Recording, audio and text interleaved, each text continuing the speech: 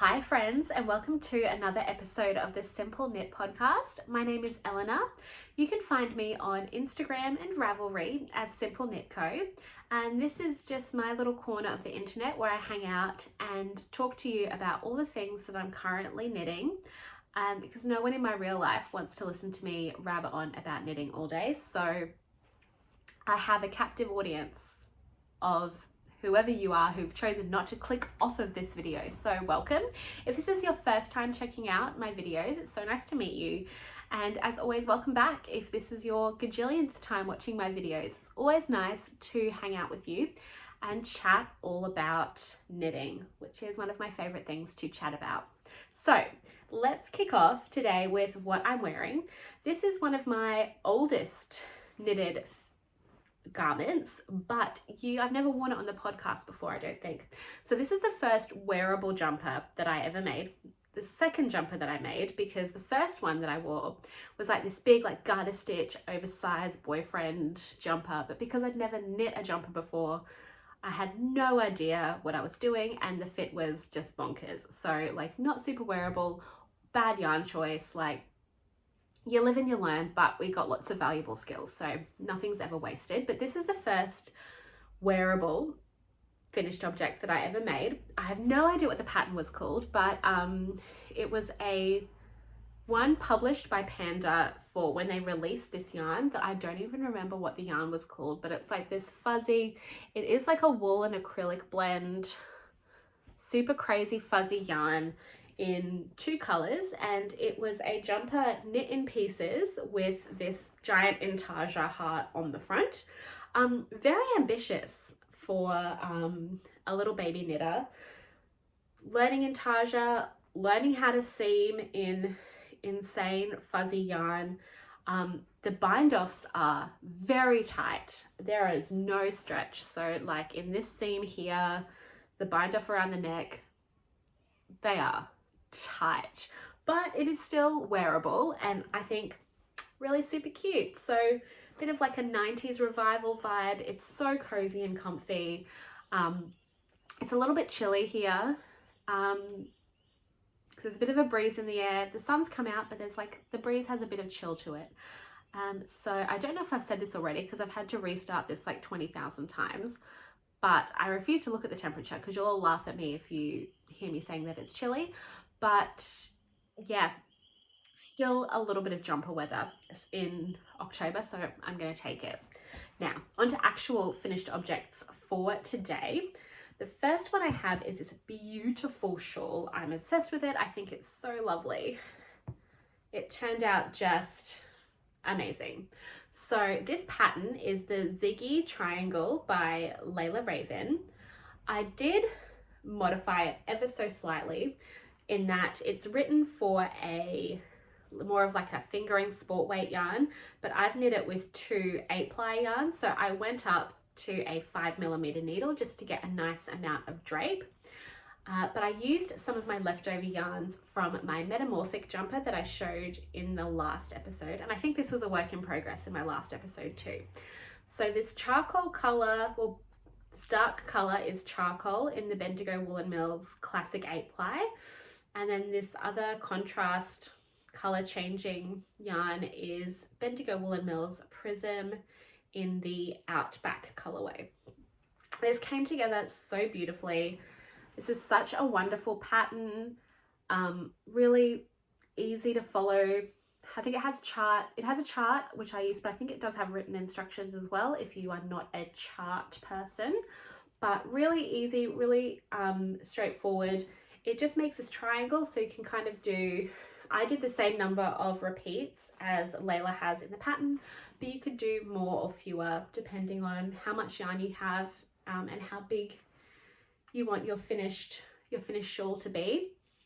And I think it's just really great and straightforward. And there's so much possibility. Like if you had one contrast color and maybe some like advent skein minis or something, you could kind of the world's your oyster to use up scraps or to use a beautiful color changing yarn.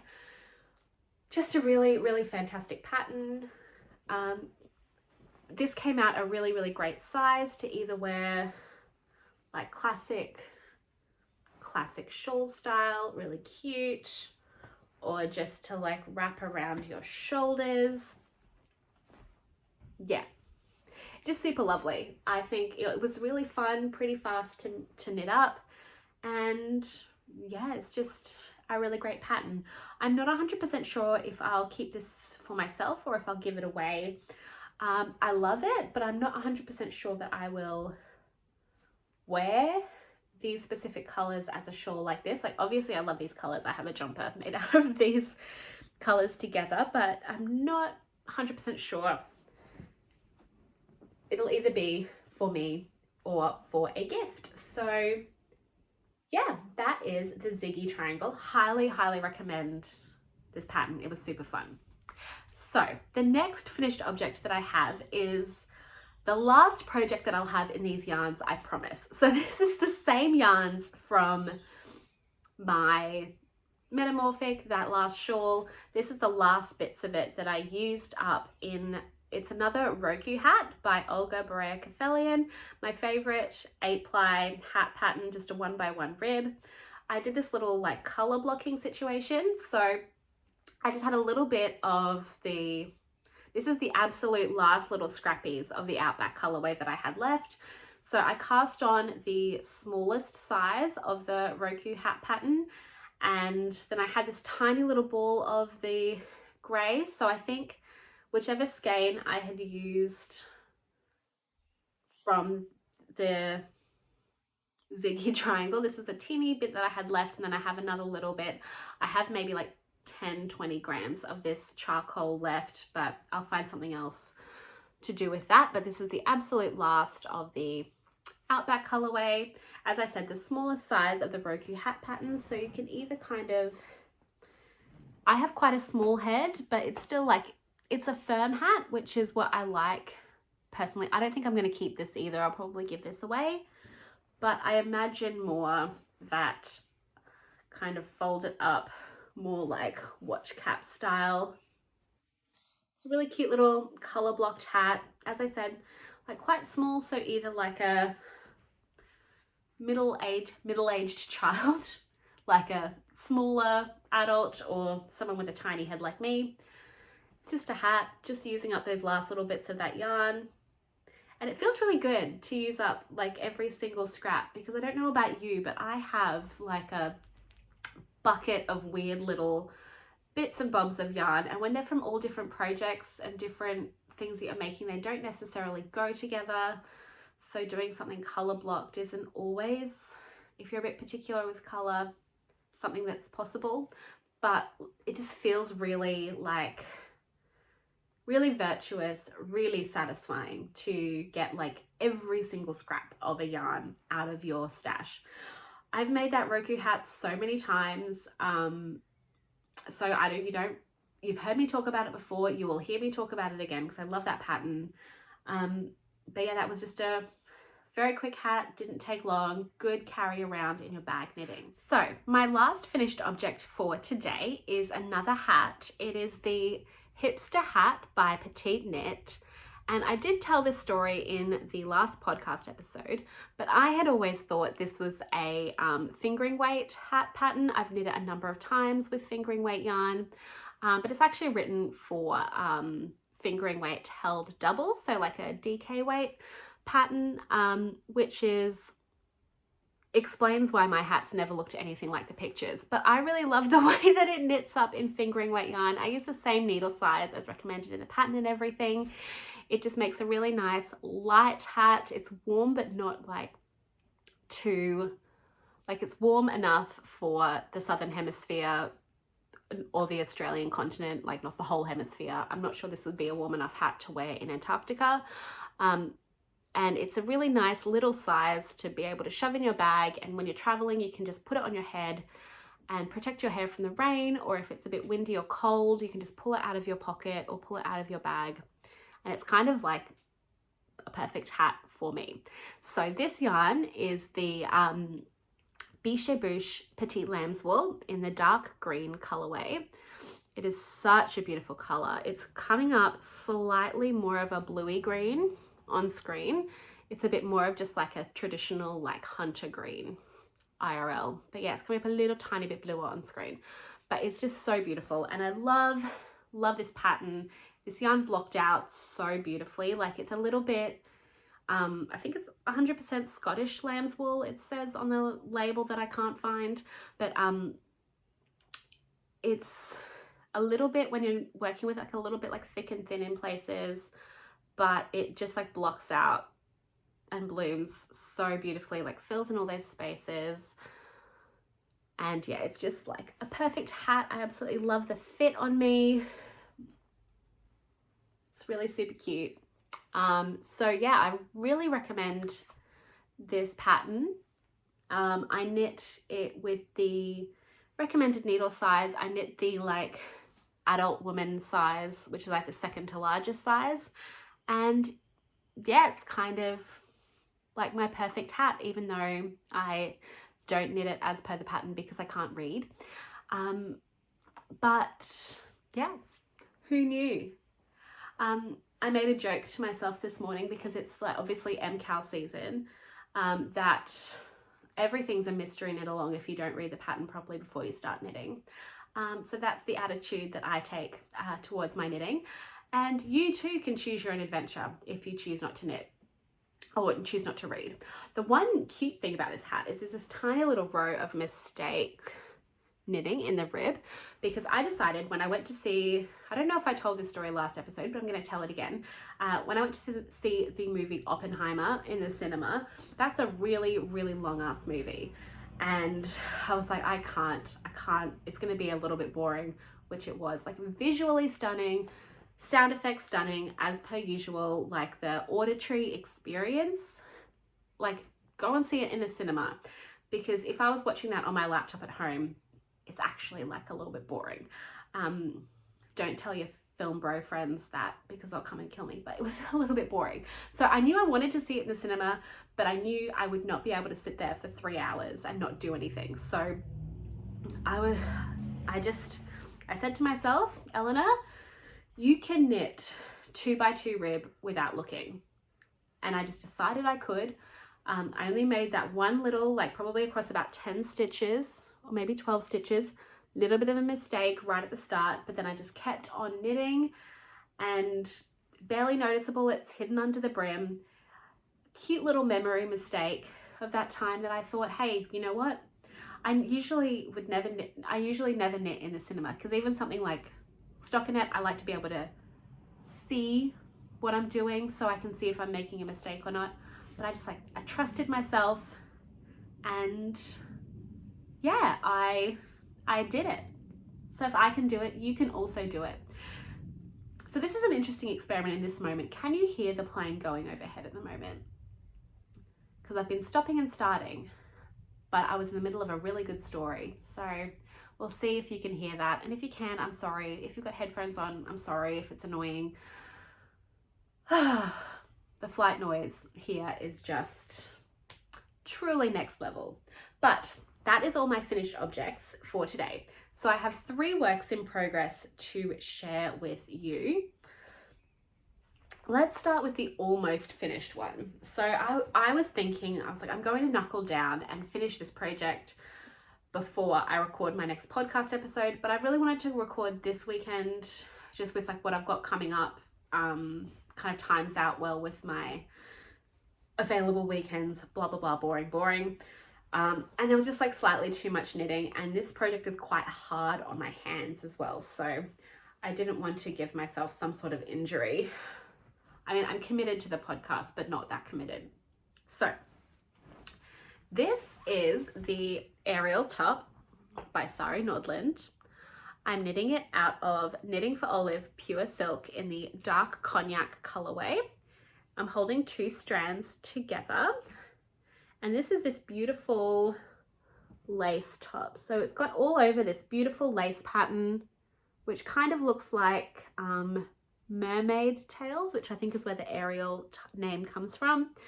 And then at the top, there's a little double folded ribbed band at the top. And then there are 2 straps that I think are knit in garter stitch that you knit and then knit separately and then sew on to the top. So I'm so nearly done. All done with the lace.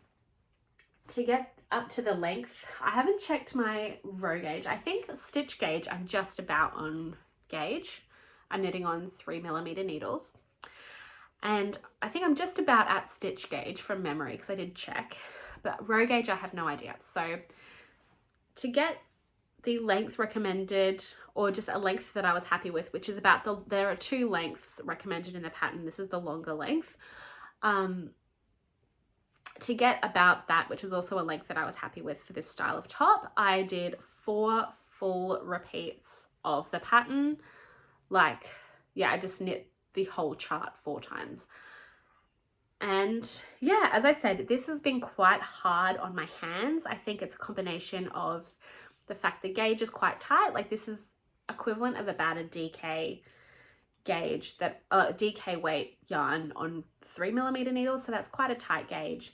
And also the fact that it's a plant fiber, which is not very elastic, and it's lace, so lots of like knit two togethers and pearly knitty nonsense.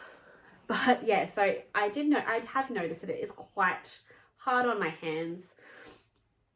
So I don't want to completely destroy my wrists. So I've had to take kind of quite a few breaks. But then also once I get into it, I just want to keep working on it. It's one of those, because you really want the finished garment, and it's like, oh, I'll just do like, get to that next part of the chart, get to that next bit. So I'm on the top band at the moment. So I just have about another like 8 more rows of ribbing or so, then bind off, sew it down, and then do the little straps. So I'm like on the home stretch, and yeah, I'm really excited to have it. It will be a really beautiful top, very indulgent in the silk yarn, but yeah, it'll be super beautiful. I just have to get it done, and it's at like, now that I'm finished with the lace, it's like I'm nearly done, but it's also not the most exciting thing to be knitting on. Just like ribbing and then straps and then sewing. So like not super exciting. I need to kind of probably set myself like some little deadlines so that I actually just get it done. I mean, I really want to have it done. This will be really nice for like Christmas parties and things like that, like a cute little top. So this is my pledge to you. Next time you see this, it will be finished. And because I cast this on in January, and then knew I wouldn't get it done for this past like warm season, so I put it away, and I needed to order an extra skein of yarn, blah blah blah. So then I put it down, and I've pulled it back up, and it's a lot of knitting, and it's at a boring stage. Don't know why I sound so defeated about it, but it's going to be so pretty when I finally have it finished. So stay tuned for next time when I will have it finished.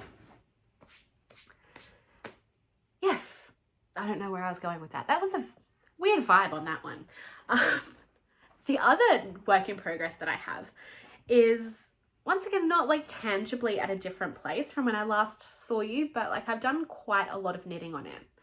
So this is the Lamin Vest by Renata Cam. I'm knitting it in Eva, which is a collaboration yarn between Great Ocean Roads Woolen Mill and Tandy. So it's 80% Polworth and 20% alpaca. It's an undyed colorway. This is the last batch of it that they made. Batch number 9. It's this beautiful, like perfect, warm, greyish beigey. It's just like the most perfect color. I love it so much. This yarn is so beautiful. Just an absolute dream to work with. It is so gorgeous. It feels so nice. Like, it's just so beautiful. And this pattern is really, really fun to work on as well. So it's basically an all over double moss stitch. And like every time I post a picture of this on Instagram, everyone's it's like, oh my God, that texture, which is so true. It is just the most beautiful texture, this double moss stitch. And then in the center back, there's this little tiny like Celtic-y lace bit that's just like the cutest little detail, and really, really stunningly neat I-cord edges that, like, I love an I-cord, and I've never been like unhappy with an I-cord that I've done, but these are like just like the nicest I-cords that I've ever knit. Just everything about this, I'm just having the best time knitting this pattern. And I think I've got about 5 centimeters or so to go on the length of the body before I start the separation for the sleeves. So once I do that, or not for the sleeves, for the armholes, because they're just it's just a vest. And from what I can tell, there's just like an I-cord edging around the hole edges, so that will be applied as you go as well. So yeah, all I have to do is knit the front and the back, seam it together, and then do the collar, and then it will be finished. And I'm just so happy. I can't wait. It'll kind of, the way I'm like visualizing this jumper, it's kind of a jumper vest. It's kind of like a shearling vest vibe without it being shearling, you know, that kind of like light, sheepy, beigey color that you can just throw over things. It's just so beautiful, and the yarn is so stunning. Oh, it's just like so nice to work on because it just feels so good. It's so straightforward. Like, don't need to look at any, I'm at the stage now where I don't need to look at anything. I just can pick it up and knit. And it is a little bit like, not tedious, but you know, you work on it for a while, and because the row is so long, because it's just all knit in one piece. So this is the front and the back, just all in one piece. Because you're going back and forth, it's not like when you've got the whole body of a jumper and you're knitting in the round, because you just keep knitting in the round, I guess. You see like length progress, but you're not like stopping at the start of each round. Whereas because you're going back and forth, you're a little bit more aware of how many rows you're doing. That sometimes it's like, oh, I watched an episode of a TV show and I only did like 2 rows. But the rows are quite long, as you can see. So I'm definitely making good progress. I've just started the third skein of this yarn.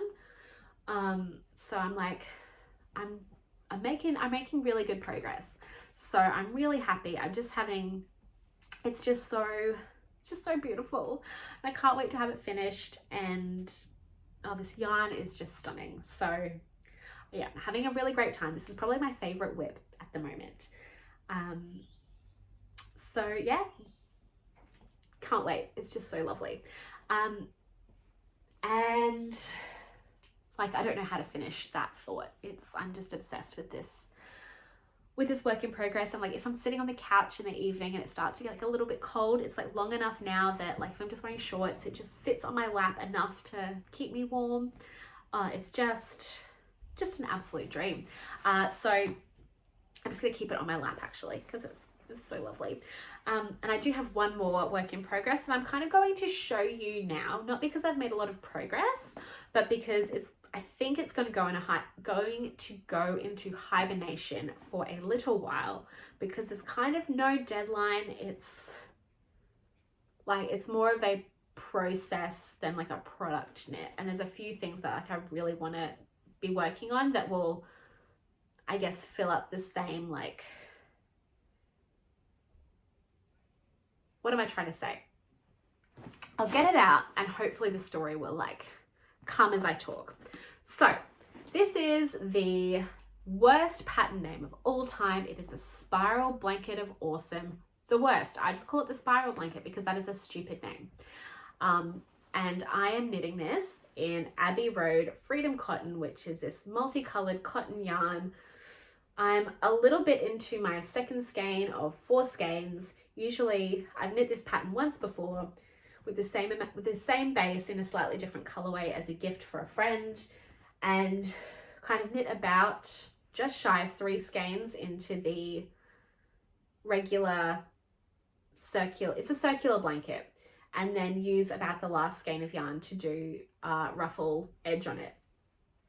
So this is where I'm at. You can't see, it's in like the jellyfish stage, just on a circular needle. So it's just stockinette in the round, and then every second round you do a yarn over increase that spirals out, and that's how the blanket increases, and it's really cute. So this is just sitting on the couch watching TV.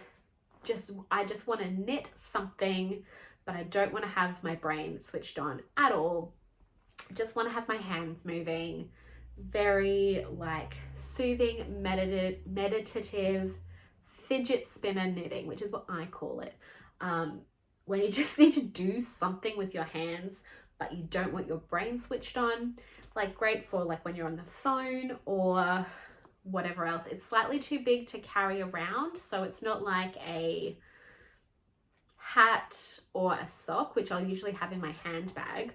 But this actually, I can't knit in the dark because every second round I have to do the yarn over increase, and I do need to be able to see what I'm doing. So when am I knitting in the dark? Not like I go to the cinema that often.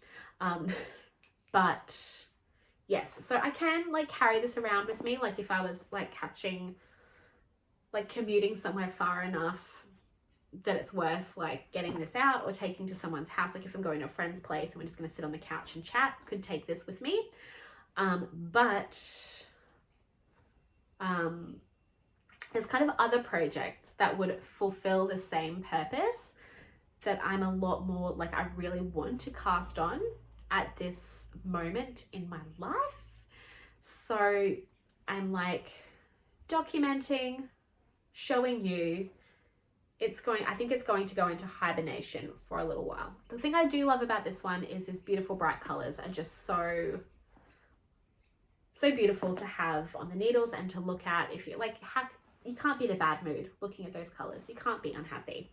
So spiral blanket is going to have little rest until I'm in the mood to make something else. Well, the reason I want to stop working on this one is also like the vest that I'm making kind of fulfills the same role. So I just find I'm picking this up instead of the blanket if I'm watching TV at home, or as I said, like going to a friend's place, talking on the phone. The double moss stitch takes about the same amount of brain power. So I've been knitting on this instead.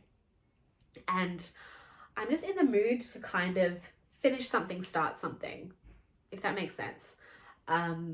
Rather than like, I have enjoyed recently having, like the last few months, having quite a lot of different things on the needle, so I can kind of pick up, put down, do lots of different kind of knitting projects. But I'm in the mood now to be not monogamous, because that is just, no, I can, but who would want to? Having like a couple of different projects that like fulfill a different brain space. So like having the lace top, then something a little bit more simple, and then something portable is probably like a good, for me, is like the platonic ideal for my knitting. And now that like the lace top as well is in like a similar, like not completely mindless, but kind of, and tedious is the wrong word, but like it's like monotonous, I guess. Monotonous would probably be, but like not with a negative connotation. Like it's just chill, but not completely brain dead. Not describing this well at all. Good Lord. But yes, I just want to get these things done so I can cast on different things. I have like, I think the other reason it's getting me a little bit like, is I have a little bit more yarn in my like stash than I am comfortable with. Like, as you know, I'm like a pretty project specific yarn purchaser, except there were a couple of things that I got when I was at Bendigo earlier this year that did not have a project in mind. So that like makes me a little bit antsy because it's here but it doesn't have a plan. I'm like 90% sure it has a plan now, so that makes me feel a little bit better. There's also some yarn that I have in my stash that either I bought for something else and it didn't work out, so it's now just like waiting to be turned into something, or I've kind of, my queue's gotten a little bit long, so I have quite, I'm looking at it, a lot of it's like sitting next to the couch, and I just have, yeah, a little bit more like stash yarn that I'm comfortable with having, which makes me a little bit like, I need to get it moving. It needs to be like fulfilling its purpose, because otherwise it's just like sitting, and I don't know, that makes me a little bit like it's not like soothing to me. Some people love to have a big stash and love to be able to just like look at their yarn. That's not me. I am that way with books. So I have lots of books, and lots of them, like I'll just get it and I'm like, I'll read that eventually. Like, makes me happy to be able to have lots of different books and be like, oh, what mood am I in? I can just, no matter what mood, what kind of book I want to read, I can pull something off. I just have something in my collection to pull off the shelf. I know some people feel that way about their yarn as well, you know, but that's not me. I think also a lot of the yarn that I like to work with is maybe like a little bit more on the pricey side. So spending that amount of money on something that doesn't have like a specific purpose is a bit like anxiety inducing. So I apologize that I keep looking at the yarn that's sitting on the ground next to me. But yes, last weekend, I think it was last Saturday, I just lost like 2 or 3 hours just like diving into my magazine collection, looking at patterns, finding things, like putting things in my Ravelry queue, just like getting my head around what yarn I have, what patterns I have, because I'm also like a knitting magazine hoarder. So I have so many beautiful magazines with so many patterns in them. And then, you know, you have Instagram, so it's like whatever designer is trendy at the moment, everyone's making that thing. So it's like, oh, do I want to buy that pattern? But I already have so many beautiful patterns in my collection that I could work on. You know, if I had nothing to do all day but knit, I would still have a queue an eternity long. So I was just like looking through all my magazines with what yarn I have and what patterns I actually really do want to make that I can really see having a place in my wardrobe, and just like getting my head around all of that. So I feel like now I have a bit of a, not necessarily a plan, but like a direction. So when I you know, think, oh, what do I want to knit? I have that like pairing up of like project and yarn ready to go at any moment. If it's like what I'm working on isn't like scratching the itch, oh, let's have a look. I want to knit something a little bit more complicated. Let's pick this one and this one. So we have a plan. We have a direction. You guys are going to love it. So much great content to come. But yeah, this got a bit weird and rambling. But yeah, how do you organize your stash and your projects and your queue? Do you just like follow your heart, follow your bliss? Do you have a plan? Do you knit seasonally? Do you just cast on whatever you want? Would love to hear down below the insane amount of mental effort that you put into your super fun hobby. I would love to hear about that. So like nothing else super exciting to share. I'm in a bit of like a vampire phase with my watching. So I've just watched all the episodes of the TV series of What We Do in the Shadows, which may be the most perfect TV show that's ever been invented. Like genuinely, I think like the funniest TV show I've ever watched. I love it so much. Just like, it's like pitch perfect. Absolutely love it. I rewatched the old What We Do in the Shadows movie, which is also like really cute and funny. Super adorable. And so because I'm on like a tiny bit of a vampire kick, it's spooky season, I decided that it was time to actually properly, chronologically, from the start, watch True Blood. So I have in the past like watched like episodes here and there, like watched a random season of it when we used to have, do you remember cable back in the day when you didn't just stream TV shows. You had to just watch what was on.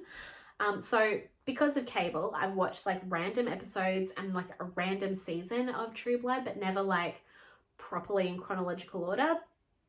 I've read like the first maybe 4 of the books, the Southern Vampire Mysteries or whatever they're called.